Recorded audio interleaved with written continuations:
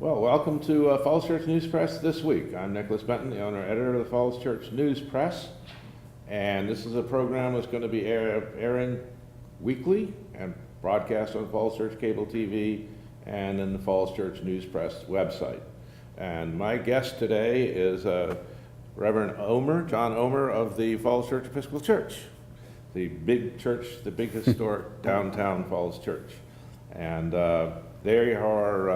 you are celebrating your 5th anniversary of actually being back on that church property. Back into the church property, that's right. The small group of continuing Episcopalians who had been worshiping across the street at the Falls Presbyterian returned to their property in this month of 2012. So it has been 5 years now. Wow, that's incredible. So tell me the story of how the church has progressed since that point.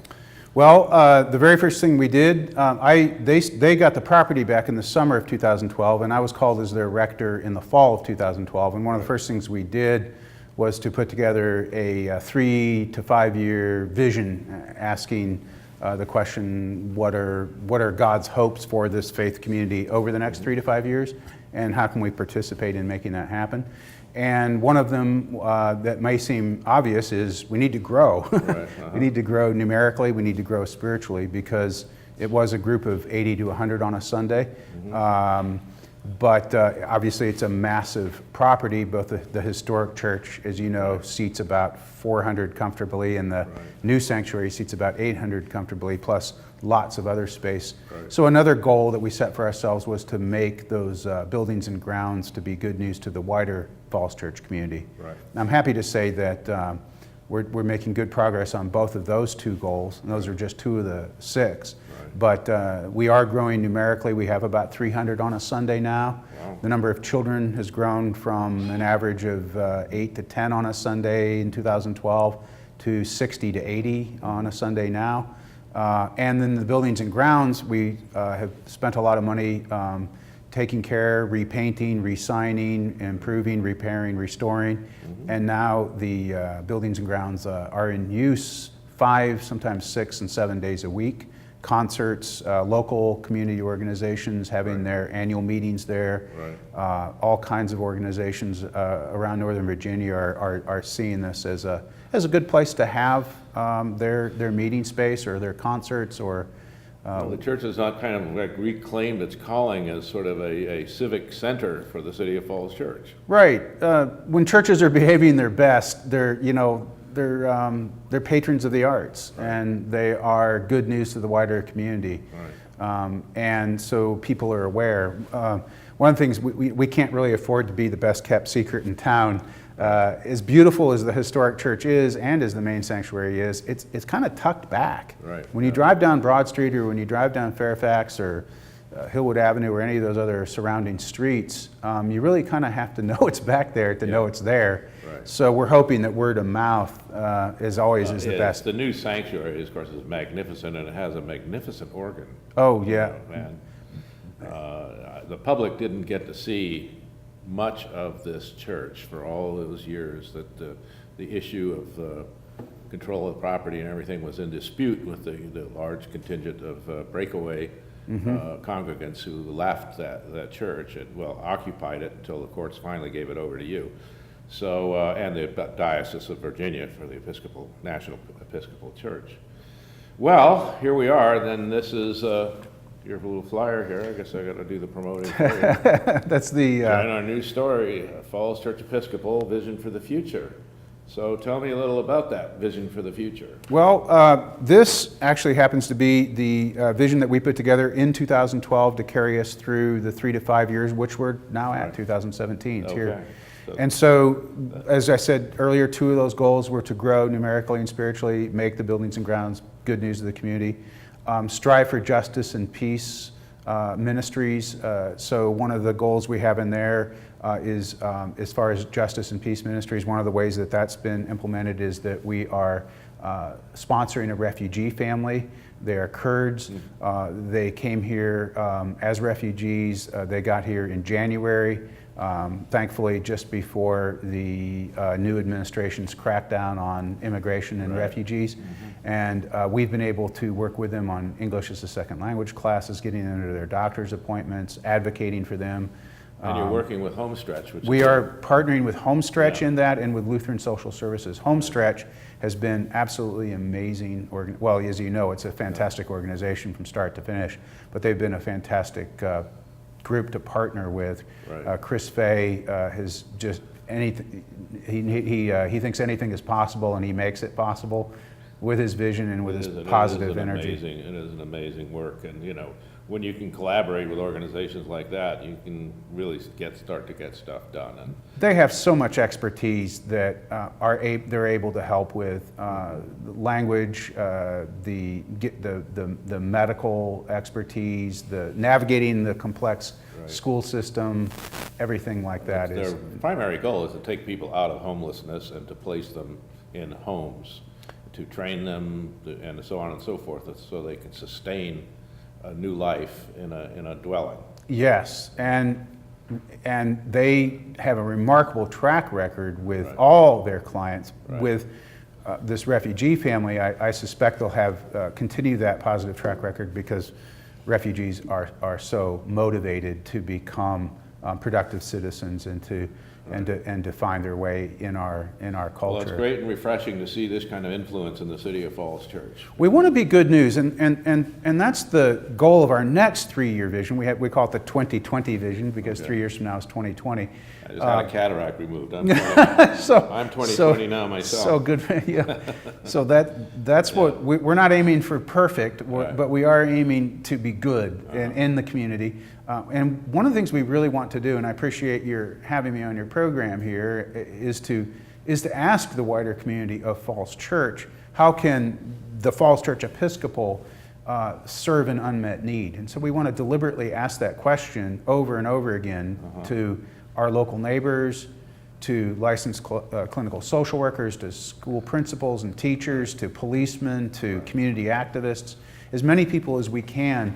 We want to hear from them and just ask them a very basic open-ended question, which is, what's the largest unmet need in the community? Right. Unmet need. Right. We don't want to be redundant with other social service organizations that are doing good work. Well, we don't have our own Major League Baseball team. What if that came up number one? I don't know. That's go to work. That would we would start to have to advocate, I guess, for that, and maybe that will be. But as we can get Harper to hit long enough home runs that one of them might bounce down Broad Street. So you're conducting an informal survey? Is it going to be out more formal ways too? We are circulating an electronic survey to our own membership, asking. The way that we're going to solicit the questions from the wider community is by asking in a very open-ended way, which is what do you think the largest unmet need is? Right. I'm going to be at we have a booth at the Memorial Day Festival and Parade. Yes. I'll be there all day, as well as other members of our vestry will be there. You've been invited to write a guest commentary in the Falls Church News Press, I understand. I have an 800-word limit, which I'm working very hard to stay under. Good. But there's a lot of good news to share, and there's a lot of questions to ask. We really do want to be good news. Right. We want people to look to the church and say, those people are making a big difference. Right. And one of the things you've done that, among the many things, one of the more visible is you've actually found a lessor for your property across the street.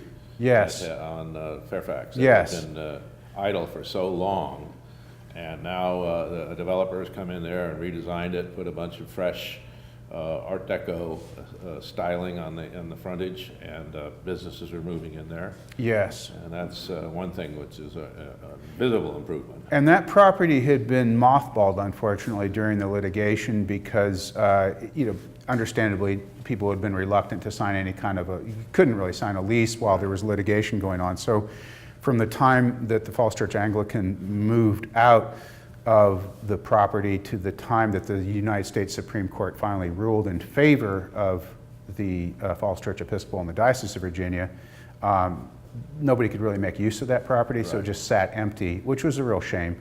Right. But finally, when the Supreme Court, when the litigation finally ended, we were able to really start running seriously with finding someone who's willing to renovate the property and to bring in tenants and to be back in use. Yeah. It's a source of income for the church for the short term, but the church retains ownership of the property, so future Episcopalians will be able to make a decision about what the highest and best use of that property is, whether they want to continue to lease it, Right. whether they want to make a community center of some sort over there, whether they want to put affordable housing over there.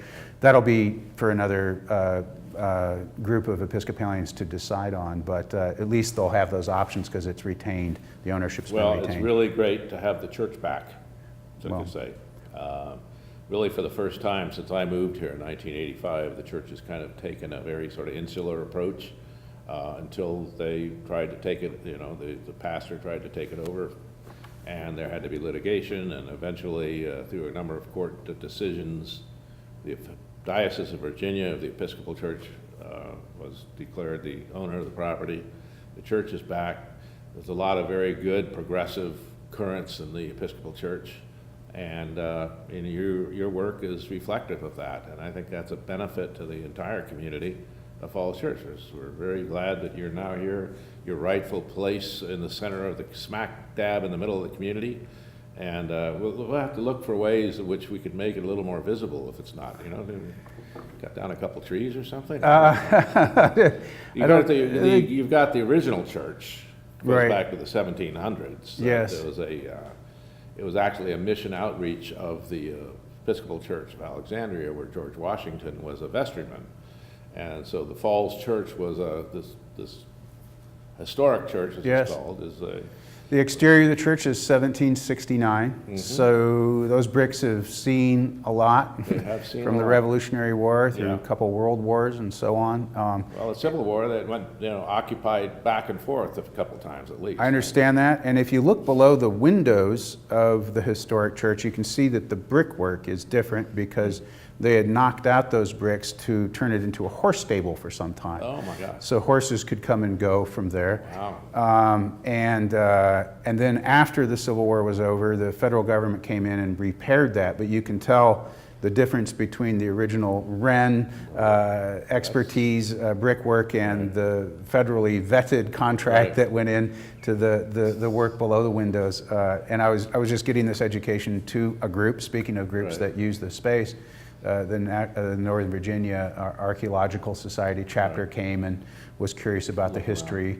Yeah. Well, Well, it was a hospital for a time as well. I during the understand Civil that as War. well. Yeah. It changed hands several times. Right. So one of the things, when we first got back to the property, one of the things we would say is, the Falls Church Episcopal is simultaneously one of the oldest and one of the newest Episcopal churches in the country. One of the oldest because of these, obviously, it was an Episcopal church from post-Revolutionary Sure. War time. Right up until the split. Then there was that group of the Falls Church. If you ask the question from 2007 to 2012, Right. where is the Falls Church Episcopal? The answer would have been, well, they're over there at the Falls Church Presbyterian. For the But there was time still a being. Falls Yeah. Church Episcopal. Exactly. And so when it came back, it has kind of the DNA of a church plant because Right. you've got all this space, you've got a small group of people, anything's possible. Right. And it's a very creative and very welcome, very open group of people. So it's been a pure joy to work with. It's not one of these churches who say, well, that's not the way we do things here. Right, right. They're not stuck Very on something. open, yeah. Very open, very expansive, creative, entrepreneurial, all those things that you would associate with a Right. church plant. Right. And yet it's got this deep, deep, rich history as Right. well. So it's a really marvelous, marvelous place to be serving. Wow. Yeah, I dare say it's mind-boggling, really, to see have it back after all this time. So, and in the kind of hands that it's in now, and your hands, and with the mission that you put before you, and I hope people will respond to your inquiry about unmet needs and meet you over at the Memorial Day Festival on We'll be there Monday. giving out pens. We'll have dog biscuits. We'll have a bowl of fresh cold water for anybody who brings their dogs by. Well, how about, even if they don't bring their dog, should I come over and lap? Well, no, it's- We'll hand you a bottle of water. 80 Actually, we degrees or were so. handing out bottles of waters in previous year, and then we Yeah. realized that there were folks all around us selling bottles of water, and we didn't want to undercut that, so I think we're just going to go back to our pens and our brochures and our conversations, and mostly listening to people. We really do want to hear from the town, from anybody who comes by. What do you hope from this place and from this people? What can we be that will make you glad we're here? Interesting, as I mentioned to you earlier, I just had a great interview this afternoon with the new superintendent of schools in Falls Church. And of course, schools and education and caring for the future of young people, create the kind of people who are going to save this planet, whatever, it's another aspect of the same conversation, in my opinion. But at any rate, my one piece of advice is don't feel you got to get all dressed up for Monday. It's going to be hot out there. Oh, so right. take off your jacket at least. I don't know, make yourself feel at home. But I hope everybody will come over and say hello to you and engage you in conversation, because that's what you want. I hope so too. All right, Reverend Ohmer, thank you so much for coming. I really appreciate the Okay. time, and thank you for your good work. Okay, that's it. We'll be back at you next week.